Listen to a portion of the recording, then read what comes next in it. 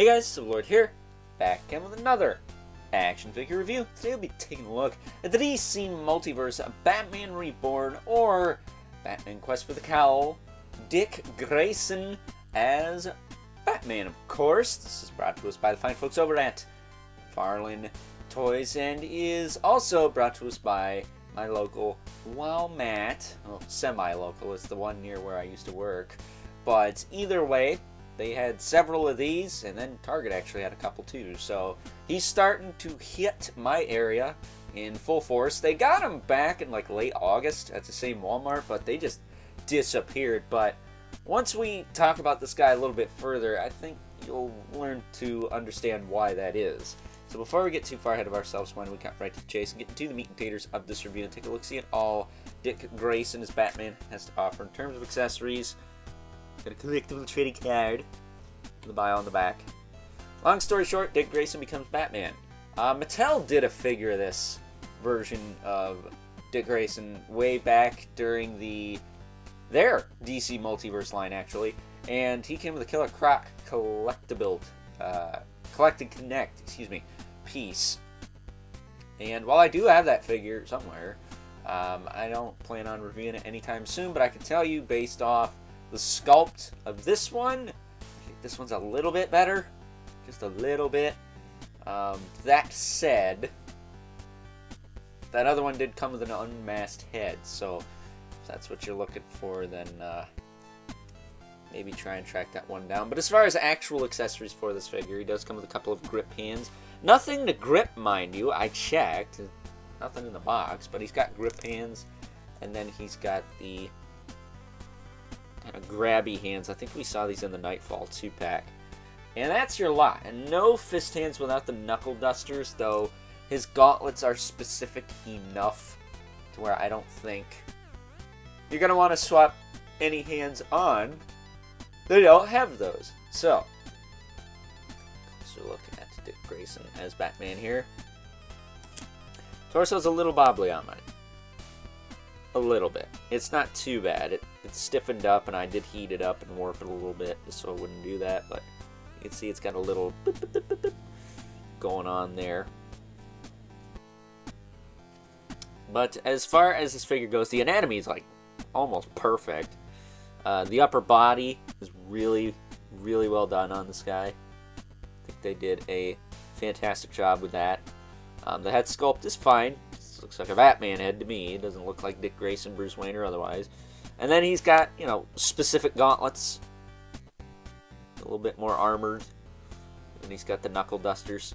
Now, of course, we do have the Nightfall Batman. You can swap his fists onto there, but I like the knuckle dusters. It makes him a little different. Just a little different. And then he's got, I think, the Nightfall legs still. I don't think there's anything new about those. He does have this nice wired cape, which is perfectly fine. It's not perfect. It is still a little weird as far as the material they chose, but I'm okay with it. It's fine. But as far as articulation on this guy goes, his head will look up pretty far. Down, not so much. Tilt, rotate. That's fine. Shoulders will go up. They do have that beautiful butterfly. Go back down or rotate all the way around. It's got a bicep swivel. Double elbow. Then he does have a ball hinge wrist, but rotating it up in the arm is a pain in the butt, so I'm not going to do that. You get rotation in the hand, though. Torso will crunch that far forward, that far back. Tilt side to side, and rotate. That's all fine and dandy. His waist will rotate and tilt a little bit. His hips will kick out, back down, forward and back. He's got a thigh cut a little bit in there. Double jointed knee. That's fine. And he's got a ball hinge ankle that will rotate, hinge, and pivot, as well as toe joints that work fine too. So that's your lot. It's typical McFarlane Toys articulation. Again, it's not the tightest thing ever. I wish it was a little better in the torso, but I can fix that, no problem. But yeah, I like this figure. Needless to say. I will say if you want to kit bash a really solid Bruce Wayne, this is a good place to start. You'd have to find some forearms, maybe the Nightfall Batman's forearms, but that figure's kind of hard to track down, and I think he sold out online. So good luck with that, but I do think that you could really come up with something cool if you kit bash this guy with another figure to make a solid Bruce Wayne Batman in black and gray. That's kind of why I got it, but I think I'm just going to leave it as is, because the Batman that's up on McFarlane's online store right now from the 90s with the little spawn points and the gargoyle base, I think that one is probably going to be even better because the cape is removable. So you can do a lot more with that one than this one. That said, I think in the Robin video I did for the page punchers, I think I said the story arc was Battle for the Cowl or something like that. It's Quest for the Cowl. I said it earlier in the video, but I figured I'd check myself before I wreck myself. You know what I'm saying? So with that being said, it is time now to move right along. Take a look at some size comparisons. First up, here is good old Dick Grayson as Batman alongside the two Page Puncher 7-inch figures we took a look-see at over the weekend, which do also hail from this Quest for the Cowl story arc. At least Damian Wayne Robin there does. I'm not sure if Slade Wilson, aka Deathstroke, does, but I'm sure the two of them have crossed paths before. If you've seen anything Teen Titans related, you know that they damn well have crossed paths before. And I think Dick Grayson's Batman scales quite nicely with these two. I know this Robin may be a little bit tall, but I think he looks fine next to Dick Grayson there. So, the two of them out of the way. So we can make way for our two regulars, the Mythic Legion's brother Mandibilith.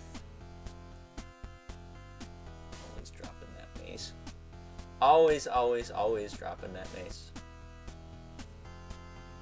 And the infamous Kurt 11 Spawn, who is a little bit taller than Dick Grayson here, but not by much, not enough to be towering. So, with that being said, it is time now that we wrap things up with some final thoughts. Overall, and if you've got the most recent wave of Page Puncher 7-inch figures with good old Damian Wayne and Slade Wilson that we took a look-see at on the channel over the weekend, those of you who haven't checked those reviews out, please do. I'd really appreciate it if you did. This figure is a definite must-have because he goes with them, right? However, if you didn't get those, I still think this figure is worth having because of the kit bash potential. I think it's a really good base body for a solid black and gray Batman figure for your McFarlane Toys DC Multiverse display. I really do. That said, I think the upcoming McFarlane Toy Store exclusive one with the gargoyle base is maybe a little bit better because it does not have, we'll say, story arc specific forearms and hands, but we do have black fists from the Nightfall Batman after all, so that's not that big a deal. But you know what I mean, right? So if you're looking to kit bash yourself a really awesome black and gray Bruce Wayne Batman, or if you're like me and just want to have a complete little set based off the Quest for the Cowl story arc, this is a definite must-have. So with that being said, I hope you guys enjoyed this review. Until next time, I'll catch you guys later.